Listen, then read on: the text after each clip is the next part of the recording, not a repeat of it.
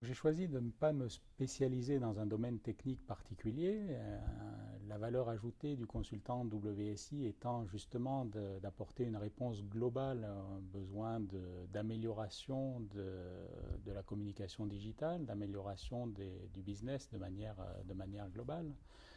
Donc la valeur ajoutée d'un consultant WSI et donc j'espère de mon agence, c'est tout simplement cette capacité de prendre en compte de manière globale l'ensemble de la stratégie de communication digitale tout en, la, tout en conservant la cohérence avec la communication traditionnelle qui peut être menée par ailleurs. Un cas client type, c'est un peu difficile à définir. Les clients n'expriment pas leurs besoins de la même manière et souvent expriment très mal leurs besoins.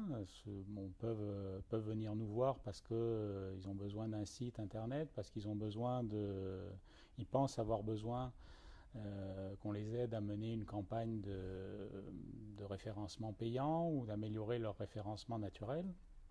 Donc c'est à nous de leur expliquer justement qu'il ne faut pas raisonner par petits bouts, à partir des aspects techniques, mais vraiment réfléchir aux objectifs de référencement, à quoi va servir le site qu'on va mettre en ligne, pourquoi on veut mettre en place une campagne de référencement payant, le référencement naturel, pourquoi faire. À partir du moment où on a réussi à expliquer au client que d'abord il définisse ses objectifs, donc ensuite, on sera capable de l'aider à mettre en œuvre les solutions les plus adaptées, mais ce n'est pas forcément ce à quoi pensait le client initialement. Le marketing digital, pour moi, c'est tout simplement la stratégie de communication à travers les nouveaux médias, qui tournent autour d'Internet, que ce soit Internet directement, la téléphonie mobile, et justement toute l'information digitalisée.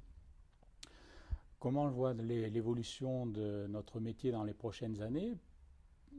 Pas une évolution très nette. Il s'agit toujours de faire preuve de bon sens dans la manière de communiquer.